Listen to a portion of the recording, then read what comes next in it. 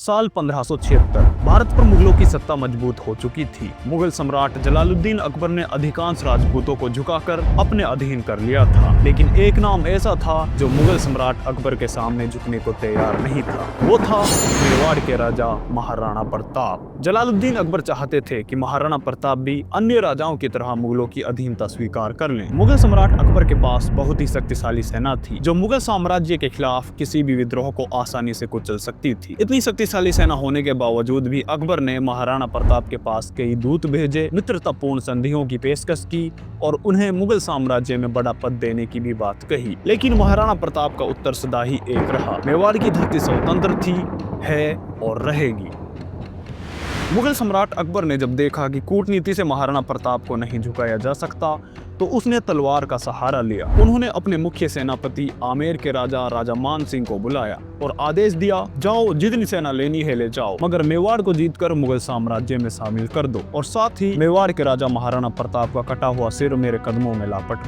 राजा मान सिंह तुरंत ही 20,000 की एक विशाल मुगल सेना के साथ मेवाड़ की ओर बढ़ने लगा। इस विशाल मुगल सेना में राजपूत योद्धा जैसे आमेर, भोजपुर और मारवाड़ के सैनिक, मुगल घुड़सवार, तोपची और बंदूकधारी, हाथी, घोड़े और ऊंटों पर सवार सैनिक शामिल थे। जैसे ही महाराणा प्रताप को खबर मिली कि अकबर राजा मान सिंह को विशाल सेना के साथ भेज रहा है तो वो भी युद्ध की तैयारियों में जुट गए। महाराणा प्रताप की सेना में लगभग 3 से 4,000 सैनिक शामिल थे, जिनमें घुड़सवार सैनिक, पैदल सैनिक, भील योद्धा, हाथी और घोड़े शामिल थे। झालामान, हकीम खान सूद, भामा शाह, रमा शाह तोमर और भीलू राजा पूंजा महाराणा प्रताप के प्रमुख सेना नायक और सहयोगी थे। इन्हीं सहयोगियों के साथ मिलकर महाराणा प्रताप ने युद्ध की योजना बनाई और मेवाड़ की राजधानी उदयपुर से लगभग 40 से 50 किलोमीटर की दूरी पर स्थित पीले रंग के चट्टानों से बनी हल्दी घाटी को अपनी रणभूमि चुना।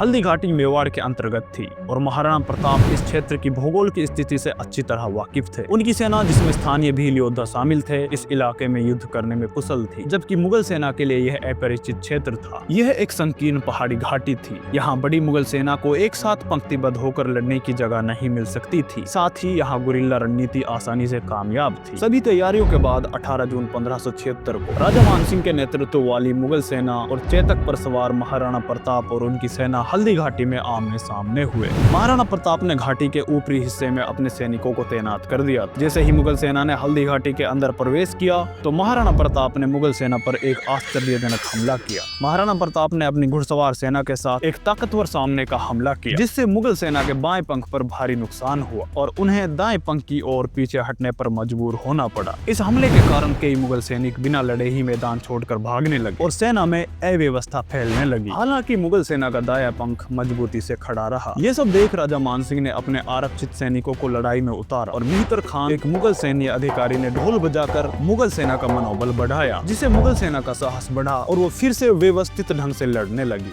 इसके बाद महाराणा प्रताप ने हाथीवान सैनिकों को हमला करने के लिए भेजा, लेकिन मुगल सेना के बंदूकधारियों ने महाराणा प्रताप के हाथीवानों को गोली मारकर हाथियों को अनियंत्रित कर दिया, जिससे मेवाड़ सेना को काफी नुकसान हुआ। यह शुरुआती हमला 4 घंटे तक चली लड़ाई का हिस्सा था, जिसमें मेवाड़ की सेना ने प्रारंभिक सफलता हासिल की। महाराणा प्रताप के सेनापति हकीम खान सूर ने राजपूतों और भील योद्धाओं के साथ अग्रिम मोर्चे पर युद्ध किया। उन्होंने मुगल सेना को कड़ी टक्कर दी, लेकिन मुगल सेना की संख्या और तोपखाने ने अंततः उन्हें पीछे धकेल दिया और पूरी मेवाड़ सेना को चारों तरफ से घेर लिया। जब मुगल सैनिकों की घेराबंदी बढ़ी तो हकीम खान सूर मुगल सेना के भीतर तक घुसकर युद्ध कर रहे थे, लेकिन भाले और तलवारों के घातक वारों में वह वीर गति को प्राप्त हो गए। इसी बीच मुगल सैनिकों ने महाराणा प्रताप को भी घेराबंद करना शुरू कर दिया। मेहतर खान ने महाराणा प्रताप पर हमला किया, लेकिन महाराणा प्रताप ने अपना भाला उठाया और मेहतर खान को वहीं धराशायी कर दिया। मगर मुगल सेना की घेराबंदी धीरे धीरे मजबूत होने लगी। मुगल सेना ने उन्हें तीनों ओर से घेर लिया और कई मेवाड़ी कमांडरों को मार डाला। महाराणा प्रताप भी घायल हो गए। उनका घोड़ा चेतक भी बुरी तरह घायल हो चुका था, जिसके पैर में तीर लग चुका था। साथ ही अधिकांश सैनिक भी मारे जा चुके थे। युद्ध के मध्य चरण में जब महाराणा प्रताप ने देखा कि वो हार रहे हैं और उनके अधिकतर सैनिक भी घायल हो चुके हैं, तो उनके साथी कमांडरों ने उन्हें रणभूमि छोड़ने की सलाह दी। तभी उनके एक सहयोगी राजा झालामान ने महाराणा प्रताप से उनका छत्र यानी राज चिन्ह लिया और उनका कवच अपने ऊपर धारण कर लिया। मुगल सैनिकों को लगा यही महाराणा प्रताप हैं और उन्होंने झालामान पर हमला कर दिया और वहीं उनकी मृत्यु हो गई। इसी बीच महाराणा प्रताप को निकलने का समय मिल गया। घायल चेतक ने प्रताप को युद्ध भूमि से दुर्गम रास्तों से बाहर निकालने की कोशिश की। मुगल सेना के कुछ घुड़सवार सैनिक प्रताप का पीछा कर रहे थे। चेतक ने तेजी से पहाड़ियों की ओर दौड़ लगाई, लेकिन सामने एक 25 फुट चौड़ी गहरी खाई आ गई। चेतक ने और ज्यादा जोर लगाया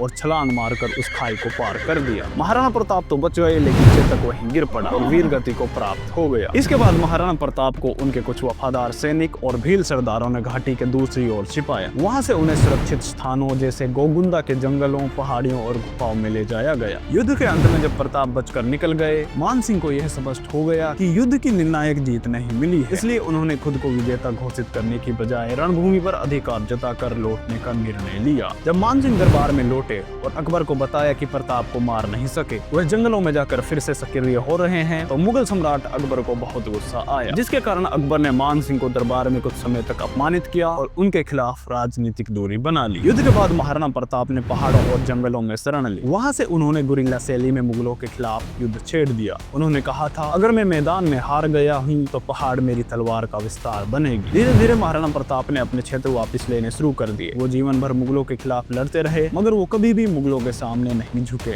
और आखिरकार 56 वर्ष की आयु में 19 जनवरी 1597 को शिकार के दौरान घायल होने के कारण चावड़ राजस्थान में उनकी मृत्यु हो गई।